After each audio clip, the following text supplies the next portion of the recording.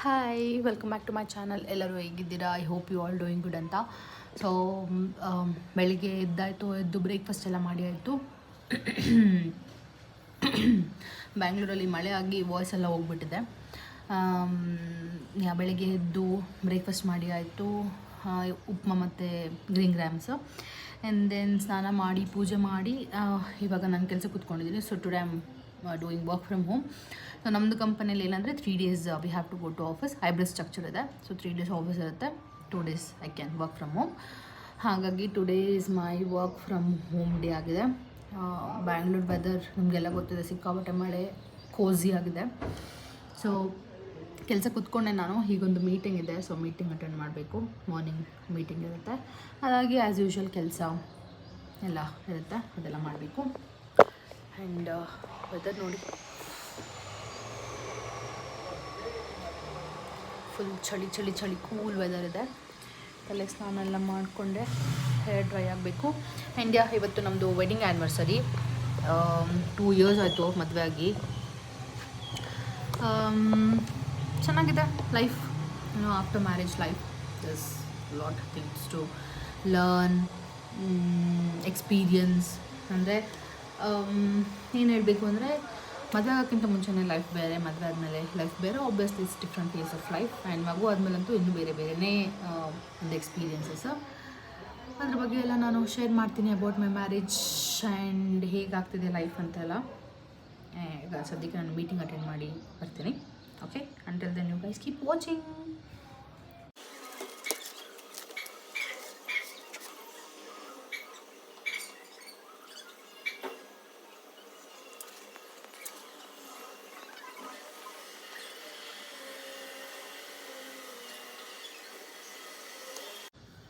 Hello, meeting complete ಆಯಿತು. So I have just finished my morning meeting. ಇನ್ನು as usual ದಿನದ ಕೆಲಸಗಳಿರುತ್ತೆ. ಇನ್ನೂ ಮೀಟಿಂಗ್ಸ್ ಇದೆ, 2-3 ಮೀಟಿಂಗ್ಸ್ ಇದೆ, ಮತ್ತು ನಾರ್ಮಲ್ ಡೈಲಿ ಟಾಸ್ಕ್ಸ್ ಎಲ್ಲ ಇರುತ್ತೆ. ಹಾಗೆ this is how my life goes. ಇನ್ನು ಆಫೀಸಲ್ಲಿದ್ದರೆ ಟೀಮ್ ವರ್ಕ್ ಅದು ಇದು ಅಂತೆಲ್ಲ ನಾನು ಬ್ಯುಸಿ ಇರ್ತೀನಿ. ಮನೇಲಿದ್ದರೆ ಸಹ ಬ್ಯುಸಿನೇ. ಬಿಕಾಸ್ ನಾನು ಬೆಳಿಗ್ಗೆ ಬಂದು ರೂಮ್ ಒಳಗೆ ಕೂತ್ಕೊಂಡು ಲಾಕ್ ಹಾಕ್ಕೊಂಡ್ರೆ ಮತ್ತೆ ಮಧ್ಯಾಹ್ನ 1 o'clock ತನಕ ನಾವು ಹೊರಗಡೆನೇ ಹೋಗೋಲ್ಲ. ಮತ್ತು 1 to 2 ಬ್ರೇಕ್ ತೊಗೊಂಡು ಮತ್ತೆ ರೂಮ್ ಒಳಗೆ ಬಂದು ಲಾಕ್ ಹಾಕ್ಕೊಂಡ್ರೆ 4:30, 5 o'clock ತನಕ ನಾವು ಹೊರಗಡೆನೇ ಹೋಗೋಲ್ಲ. ಯಾಕೆಂದರೆ ಧ್ವನಿ ಹೊರಗಡೆ ಇರ್ತಾಳೆ. ಇಫ್ ಇನ್ ಕೇಸ್ ಅವಳು ನಾನು ನೋಡಿದರೆ ಮುಗೀತು, ಹಠ ಮಾಡಿ ಕೂತ್ಕೊಳ್ತಾಳೆ ನಾನು ಎತ್ಕೊಳ್ಳಿ ಅಂತ. ಹಾಗಾಗಿ ಅವಳಿಗೆ ಕಾಣಿಸೋದು ನಾನು ಅವಾಯ್ಡ್ ಮಾಡ್ತೀನಿ. ಆ್ಯಂಡ್ ಏನು ಹೇಳ್ತಿದ್ದೆ, ನಂದು ಮದುವೆ ಆಗಿ ಈಗ 2 years ಆಯಿತು. So it's good. After marriage effect. The main thing ಏನಂದರೆ, ನನಗೆ ಮದುವೆ ಆಗಬೇಕಾದ್ರೂ ಮುಂಚೆನೂ ಇದ್ದಿದ್ದು ದಟ್ ನನ್ನ ಡ್ರೀಮ್ಸನ್ನು ವ್ಯಾಲ್ಯೂ ಮಾಡೋ ಪರ್ಸನ್ ನನಗೆ ಯಾವಾಗಲೂ ಬೇಕಾಗಿತ್ತು. ಬಿಕಾಸ್ ನಾವು ಚಿಕ್ಕದಿಂದನೂ ನನಗೆ ಹೇಳಿಕೊಟ್ಟದು ನಮ್ಮ ತಂದೆ ತಾಯಿ. ಯೂಶ್ವಲಿ ಲೈಕ್ ನನ್ನ ಡ್ಯಾಡಿ ಜಾಸ್ತಿ ಫೋಕಸ್ ಮಾಡ್ತಿದ್ದು ಆಲ್ವೇಸ್ ಟು ಬಿ ಇಂಡಿಪೆಂಡೆಂಟ್. ಹೆಣ್ಮಕ್ಳು ಇಂಡಿಪೆಂಡೆಂಟ್ ಆಗಿರಬೇಕು. So I was always telling, ನನಗೆ ನೀನು ದೊಡ್ಡ ಸಾಧನೆ ಮಾಡಬೇಕು ಅಂತಲ್ಲ, ಅಥವಾ ನಿನ್ನ ಕಾಲೇಜಿಗೆ ಫಸ್ಟ್ ಬರಬೇಕು ಆ ಥರ ಅದಲ್ಲ. ನನಗೆ you have to do something, you have to stand on your feet, ಇಂಡಿಪೆಂಡೆಂಟಾಗಿ ಬದುಕಬೇಕು ಅಂತ ನನಗೆ ಚಿಕ್ಕದಿಂದನೂ ಹೇಳ್ಕೊಂಡು ಬಂದಿದ್ದು. ಆ್ಯಂಡ್ ನಮ್ಮ ಮನೇಲಿ ಇಬ್ಬರು ಗರ್ಲ್ಸ್ ಆದ ಕಾರಣ, ಅಕ್ಕ ಮತ್ತು ನಾನಾದ ಕಾರಣ ನಮಗೆ ಸಿಕ್ಕಾಪಟ್ಟೆ ಫ್ರೀಡಮ್ ಇತ್ತು. ಚಿಕ್ಕದಿಂದನೂ ಒಳ್ಳೆ ಫ್ರೀಡಮ್ ಇತ್ತು. ಆ್ಯಂಡ್ ಹಾಗೆ ಎಲ್ಲದಕ್ಕೂ ಅಲವ್ ಮಾಡ್ತಾಯಿದ್ರು. ಸೊ ನನಗೆ ಅದು ತಲೆಯಲ್ಲಿದ್ದ ಕಾರಣ ನನಗೆ ಮದುವೆ ಆದಮೇಲೆ ನನಗೆ ಯಾವುದು ರೆಸ್ಟ್ರಿಕ್ಷನ್ಸ್ ಮಾಡುವಂಥ ಪಾರ್ಟ್ನರ್ ಬೇಕಾಗಿರಲಿಲ್ಲ. Who supports me, who believes in my dream, ಆ ಥರ ಪಾರ್ಟ್ನರ್ ಬೇಕಾಗಿತ್ತು. So I found it. ನಂದು ಲವ್ ಕಮ್ ಅರೇಂಜ್ ಮ್ಯಾರೇಜ್ ಆದ ಕಾರಣ when I started dating with this person, I understood that he values my dreams, he respects me, he supports me ಅಂತ. So I stick on him. ಎಷ್ಟು ಕಷ್ಟ ಆದರೂ ಬಿಟ್ಕೊಡೋಕ್ಕೆ I was not ready, because I knew that he's gonna be great partner to me ಅಂತ. And ಮದುವೆ ಆದಮೇಲೂ ಅಷ್ಟೇ, he believes in me. ಮತ್ತು ಕಿರಿಕಿರಿ ಮಾಡಲ್ಲ, ಚಿಕ್ಕ ಚಿಕ್ಕ ವಿಷಯಗಳನ್ನು ದೊಡ್ಡದು ಮಾಡಲ್ಲ. ಸೊ ಇನ್ನು ನಾನು ಏನಾದರೂ ಮಾಡ್ತಾಯಿದ್ರೆ ಹಿ ಲಿವ್ಸ್ ಮೀ, ನನ್ನ ದಾರಿನ ನನ್ನ ಫ್ರೀಯಾಗಿ ಬಿಟ್ಬಿಡ್ತಾರೆ. ಸೊ ನೀನು ಮಾಡು, ಯು ಕ್ಯಾನ್ ಡೂ ಇಟ್ ಅನ್ನೋ ಥರ. ಆ್ಯಂಡ್ ಆಲ್ಸೋ ಸೊ ನಾನು ವರ್ಕ್ ಮಾಡ್ತಾ ಇರೋ ಕಾರಣ, as I am being like, ನಾನು ಇಂಡಿಪೆಂಡೆಂಟಾಗಿ ಇರಬೇಕು ಅಂತ ಚಿಕ್ಕದಿಂದ ತಲೆಯಲ್ಲಿದ್ದ ಕಾರಣ I am working. I earn good salary, decent salary. ಹಾಗಾಗಿ ನನಗೆ ಆಫೀಸ್ಗೆ ಹೋಗೋದಾಗಿರಲಿ, ವರ್ಕ್ ಮಾಡೋದಾಗಿರಲಿ, ಆಬ್ವಿಯಸ್ಲಿ ಹ್ಯಾವ್ ಟು ಗಿವ್ 100% ಅಲ್ಲ ಟು ಮೈ ವರ್ಕ್. ಸೊ ಸಿಕ್ಕಾಪಟ್ಟೆ ಸಪೋರ್ಟಿವ್ ಮೈ ಹಸ್ಬೆಂಡ್, ಅದರಲ್ಲಿ ಮಾತೇ ಇಲ್ಲ. ವರ್ಕ್ ಮಾಡ್ತಿದ್ದೀನಿ ಅಂದರೆ ಸಮ್ ಟೈಮ್ಸ್ ಧ್ವನಿ ಏನಾದರೂ ಇನ್ ಕೇಸ್ ಮನೇಲಿದ್ದಾಗ ನಾನೇನಾದರೂ ವರ್ಕ್ ಮಾಡ್ತಾ ಇರುವಾಗ heal take care of Dhwani, ಅಥವಾ if I am taking care of Dhwani ಮನೇದೇನಾದರೂ ಕೆಲಸಗಳು ಮಾಡೋಕ್ಕೆ ಎಲ್ಲ ಹೆಲ್ಪ್ ಮಾಡ್ತಾರೆ. And also he supported me to do YouTube ಮಾಡು, you are good in communication. I think that's a good platform for you to share your thoughts ಅಂತಲ್ಲ. ಹಾಗಾಗಿ he encouraged me to start YouTube. ಇವಾಗಲೂ ಅಷ್ಟೇ, ಈ always ask me YouTube ಏನೋ video ಬರಲಿಲ್ಲ ಹಾಗೆಲ್ಲ he'll be asking. So it's a great support for me. ಹಾಗಾಗಿ ನಂದು ಈಗ ವೆಡ್ಡಿಂಗ್ ಆ್ಯನಿವರ್ಸರಿ ಆಗಿ ಏನೋ ಐ ಆಮ್ ಹ್ಯಾಪಿ. ಏನೋ ಅಂಥ ದೊಡ್ಡದಾದಂಥ ಪ್ರಾಬ್ಲಮ್ಸ್ ನನಗೆಲ್ಲ ಚಿಕ್ಕ ಪುಟ್ಟ ಅದು ಇದರಲ್ಲಿ ಪ್ಲಸ್ ಕಾಮನ್. ಈಗ ಇಬ್ಬರು ಫ್ರೆಂಡ್ಸ್ ಆದರೆ ಏನಾದರೂ ಒಂದು ಚಿಕ್ಕ ಪುಟ್ಟ ವಿಷಯಗಳಿರ್ತಾವಲ್ಲ, ಹಾಗಿರುತ್ತೆ. ಅಷ್ಟು ಬಿಟ್ಟರೆ ದೊಡ್ಡ ವಿಷಯಗಳೇನಿಲ್ಲ. And even I also support him. ಏನೋ ವೆಡ್ಡಿಂಗ್ ಅಂತ ಬಂದರೆ, ರಿಲೇಷನ್ಶಿಪ್ ಅಂತ ಬಂದರೆ ಎರಡು ಕೈ ಸೇರಿದ್ರೆ ಚಪ್ಪಾಳೆ ಥರ. ಇಬ್ಬರೂ ಸಹ ಗುಡ್ ಅಂಡರ್ಸ್ಟ್ಯಾಂಡಿಂಗಲ್ಲಿ ಇರಬೇಕು, ಸಪೋರ್ಟಾಗಿ ಇರಬೇಕು, ಒಬ್ರಿಗೊಬ್ರು ನಿಂತ್ಕೊಳ್ಬೇಕು ಸಪೋರ್ಟಾಗಿ. And whenever he wants some support, ಯಾವಾಗಾದರೂ when he is down, I motivate him to do things, ಅಥವಾ I support him for things he want, expect from me for ಏನಾದರೂ ಆಗಿರ್ಬೋದು, ಏನಾದರೂ ಬೇಕಾದ ಸಪೋರ್ಟ್ ನಾನು ಮಾಡ್ತೀನಿ. ಆ್ಯಂಡ್ ಇಬ್ಬರು as A said hand in hand ಆಗಿ ಹೋಗ್ತಾ ಇದ್ದೀವಿ. Things are going good because of ನಮ್ಮಿಬ್ಬರು ಥಿಂಕಿಂಗ್ ಒಂದೇ ಆಗಿರುತ್ತೆ. ಯೂಶ್ವಲಿ ನೀವು ಏನೇ ಒಂದು ವಿಷಯ ಬಂದರೆ ನಮ್ಮ ಮನೆಯಲ್ಲಿ ಅದರ ಬಗ್ಗೆ ಒಪಿನಿಯನ್ ಆಗಿರಲಿ, ಥಿಂಕಿಂಗ್ ಆಗಿರಲಿ, ಯೂಶ್ವಲಿ ಒಂದೇ ಆಗಿರುತ್ತೆ. ಹಾಗಾಗಿ there is no much clash. ನಾನು ಹೇಳಿದ್ದು ಅವ್ರು ಎಕ್ಸೆಪ್ಟ್ ಮಾಡೋದಿಲ್ಲ, ಅವ್ರು ಹೇಳಿದ್ದು ನಾನು ಎಕ್ಸೆಪ್ಟ್ ಮಾಡೋದಿಲ್ಲ ಅನ್ನೋ ಕ್ಲ್ಯಾಶಸ್ ನಮ್ಮಲ್ಲಿ ಕಮ್ಮಿ. ಬಿಕಾಸ್ ಒಂದೇ ಥಿಂಕಿಂಗ್ ಆಗಿರೋದ್ರಿಂದ I do accept on his thoughts about anything, or he will accept my thoughts. ಏನಾದರೂ ಒಂದು ವಿಷಯ ಮಾಡೋಕ್ಕೆ ಬಂದರೆ if is asking me something, I tell ಹೀಗೆ ಮಾಡೋಣ ಅಂದರೆ ಓಕೆ.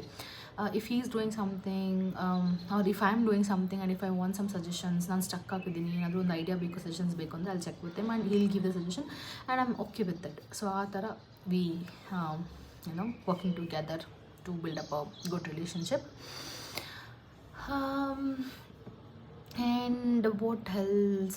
ಹಾಗೆ 2 years successfully wedding, ಮದುವೆ ಲೈಫ್ ಕಂಪ್ಲೀಟ್ ಆಗಿದೆ. So today is our wedding anniversary. Plus he is my friend. So 4 years now. I think 2012 we met.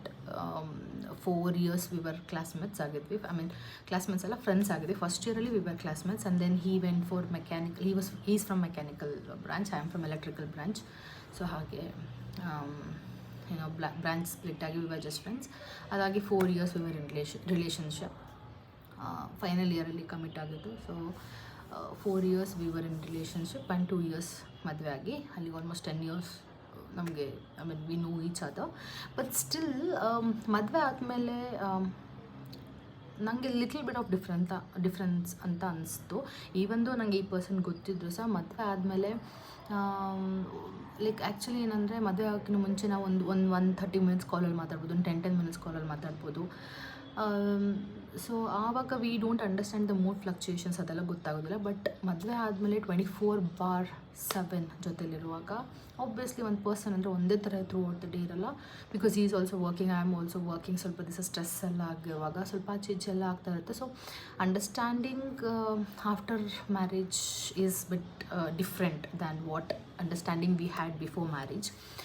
ಹಂಗಂತ worst ಏನಿಲ್ಲ, just ಚಿಕ್ಕ ಪುಟ್ಟ ವಿಷಯಗಳು ಇನ್ನೂ ಗೊತ್ತಿಲ್ಲದೆ ಇರೋದು ನಮಗೆ ಗೊತ್ತಾಗ್ತಾ ಹೋಯಿತು ಆಫ್ಟರ್ ಮ್ಯಾರೇಜ್. ಬಿಕಾಸ್ ಹತ್ತಿರದಿಂದ ನೋಡಿ ಅರ್ಥ ಮಾಡ್ಕೊಳ್ಳೋದು ಬೇರೆ, ಕಾಲ್ಸಲ್ಲಿ ಮತ್ತು ಅಪರೂಪಕ್ಕೆ ಮೀಟ್ ಮಾಡಿ ಅರ್ಥ ಮಾಡ್ಕೊಳ್ಳೋದು ಬೇರೆ. ಸೊ ಮದುವೆ ಆದಮೇಲೆ ಇನ್ನೂ ಅರ್ಥ ಆಗೋಕ್ಕೆ ಸ್ಟಾರ್ಟ್ ಆಯಿತು. ಅಪ್ಪುಗೇನು ಇಷ್ಟ ಇಲ್ಲದಿಲ್ಲ ನಂಗೆ ಗೊತ್ತಾಗ್ತಾ ಹೋಯಿತು. ನನಗೆ ಏನು ಇಷ್ಟ ಇಲ್ಲೋದೆಲ್ಲ ಇನ್ನೂ ಜಾಸ್ತಿ ಗೊತ್ತಾಗ್ತಾ ಹೋಯಿತು. ಆ್ಯಂಡ್ ನಮ್ಮ ಮೂಡ್ ಚೇಂಜಸ್ ಆಗುವಾಗ ಹೌ ಟು ಬಿ ರಿಯಾಕ್ಟ್ ಅಂತ ಗೊತ್ತಾಯಿತು. ಇಫ್ ಇನ್ ಕೇಸ್ ಅಪ್ಪುಗೆ ಏನಾದರೂ ಕೋಪ ಬಂದಿದ್ದರೆ ಹೌ ಶುಡ್ ಐ ಹ್ಯಾಂಡಲ್, ಅಥವಾ ನನಗೆ ಏನಾದರೂ ಕೋಪ ಬಂದರೆ how will handle. So that we started learning.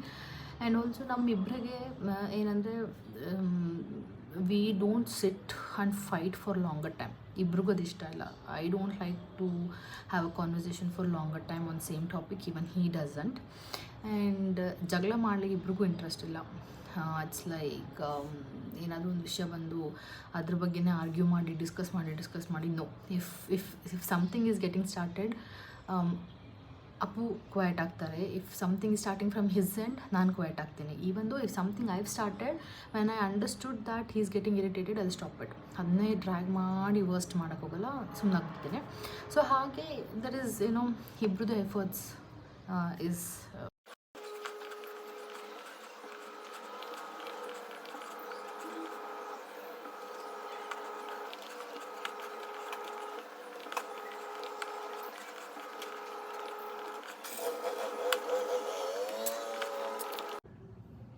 Hello.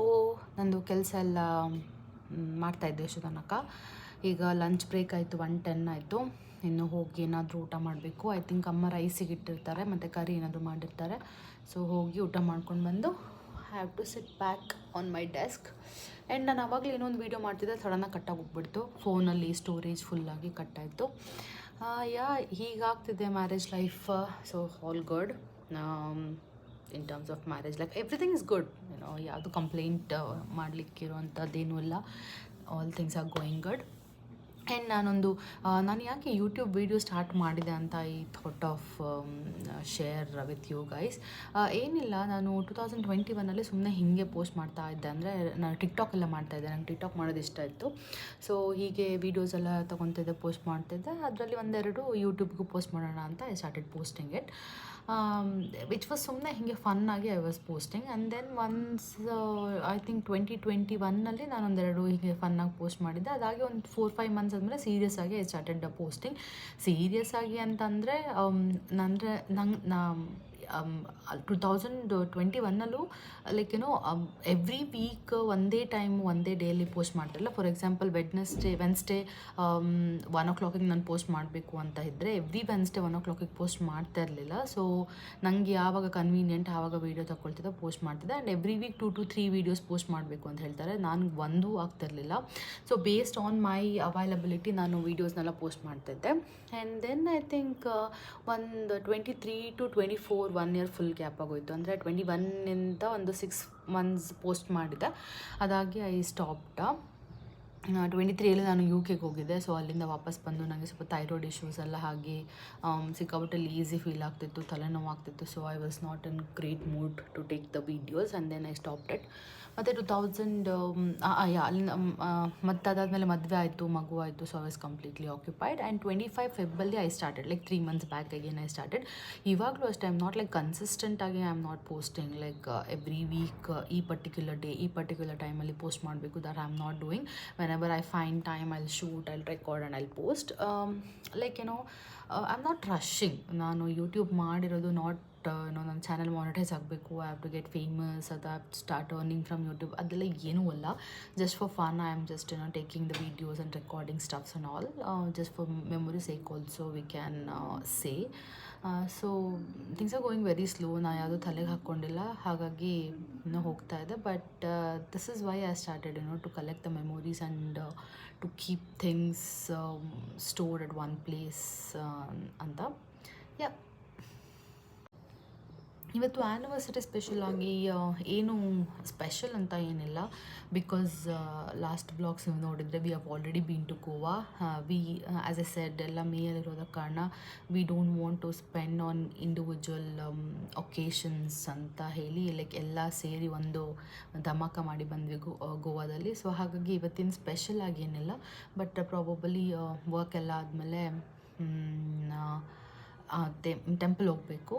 And ಅಮ್ಮ ಪಾಯಸ ಮಾಡಬೇಕು ಅಂತ ನೆನ್ನೆ ಶಾಪಿಂಗ್ ಹೋಗಿದ್ವಿ. ಶಾಪಿಂಗ್ ಮಾಡಿ ಐಟಮ್ಸ್ ತಂದ್ವಿ, ಮಂತ್ಲಿ ಗ್ರೋಸರಿ ರೀಸೆಟ್ ಥರ. ಪಾಯಸ ಎಲ್ಲ ಮಾಡೋಣ ಅಂತ ಪ್ಲ್ಯಾನ್ಸ್ ಇತ್ತು. ಹಾಗಾಗಿ ಇವತ್ತು ಪಾಯಸ ಎಲ್ಲ ಮಾಡ್ಬೋದು ಪ್ರಾಬಬ್ಲಿ. ಆ್ಯಂಡ್ ನಾರ್ಮಲ್ ಫುಡ್, ಟೆಂಪಲ್ಗೆ ಹೋಗಿ ಬರೋದು ಅಷ್ಟೇ, ಏನು ಎಕ್ಸ್ಟ್ರಾರ್ಡಿನರಿ ಪ್ಲ್ಯಾನ್ಸ್ ಎಲ್ಲ ಏನಿಲ್ಲ. ನೋಡೋಣ, ಇಫ್ ಇನ್ ಕೇಸ್ ಏನಾದರೂ ಸಡನ್ನಾಗಿ ಪ್ಲ್ಯಾನ್ ಬಂದರೆ ಅದನ್ನು ಐ ರೆಕಾರ್ಡ್. ಸೊ ಇವಾಗ ಹೋಗಿ ಊಟ ಮಾಡ್ಕೊಂಡು ಬಂದು again I have to continue with my work. I love my work. I love my company. I love my work. I have to come back and work. Sorry. Tata. I'll get back to you guys in some time. Hi welcome back. ಹಾಗೆ work ಎಲ್ಲ complete ಆಯಿತು. So it's time already 9 o'clock ಆಗ್ತಾ ಇದೆ. ಈಗ ನಾವು ಡಿನ್ನರ್ಗೆ ಹೋಗೋಣ ಅಂತ ಹೊರಟ್ವಿ. Hi Dhwani, say hi. Hi hi hi.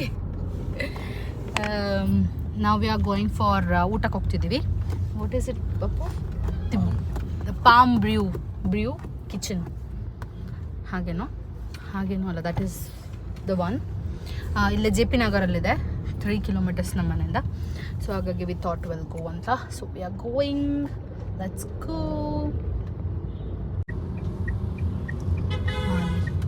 Palms blue.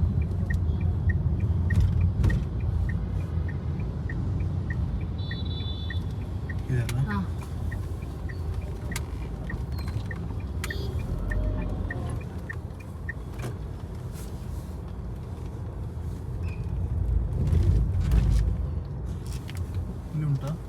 ಅಲ್ಲಿ ಕರಿತಿದ್ದಾರೆ ಪಾರ್ಕಿಂಗ್ಗೆ.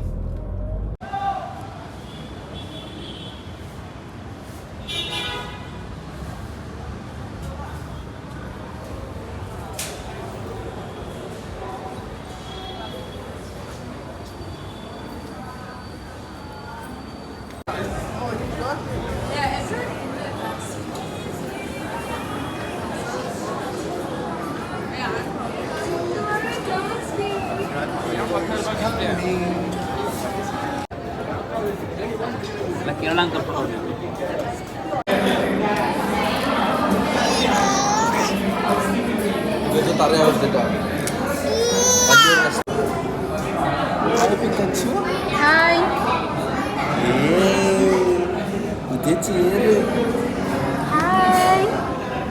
Hi.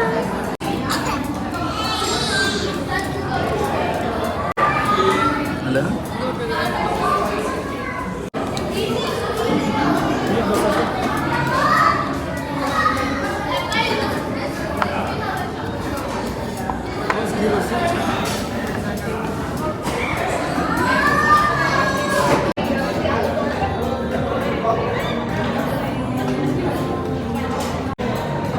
We are done with food now. ಹೊಟ್ಟೆ ಫುಲ್ ಆಯಿತು. ಅಪ್ಪಿಗೆ ಹೋಗ್ತಿದ್ದೀವ ವಾಪಸ್. So probably we are heading back. ಮನೆಗೆ ಹೋಗಿ ನಾನು ಸಿಗ್ತೀನಿ. ಅಂಟಿಲ್ ದೆನ್ ನೀವೇನು ಮಾಡಬೇಕು? Keep watching. White sauce pasta. ಹಾಂ, ಅದೇ ಎಕ್ಸ್ಟ್ರಾ ಆ್ಯಡ್ ಆನ್ಸ್ ಆಗಿರೋದಕ್ಕೆ ಬೇರೆ ಟೇಸ್ಟ್. ವೈಟ್ ಸಾಸ್ ಪಾಸ್ತಾ ಇದೆ.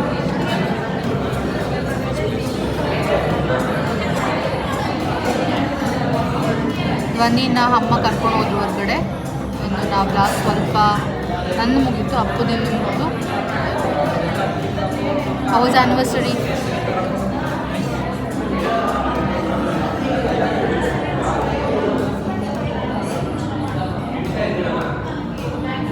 Happy anniversary. Thank you. ಏನಿದೆ ಆಫ್ಟರ್ ಮ್ಯಾರೇಜ್ ಎಕ್ಸ್ಪೀರಿಯನ್ಸ್? ಯಾಕೆನಾ ಅದು ಇದೆಲ್ಲ ಹೇಳಿ ಮದುವೆ ಆಗ್ಲಿಕ್ಕಿರೋರನ್ನ. After all this conversation we reached back home. ಚೆನ್ನಾಗಿತ್ತು. Thank you all for joining for our wedding anniversary. Tata, bye bye, see you.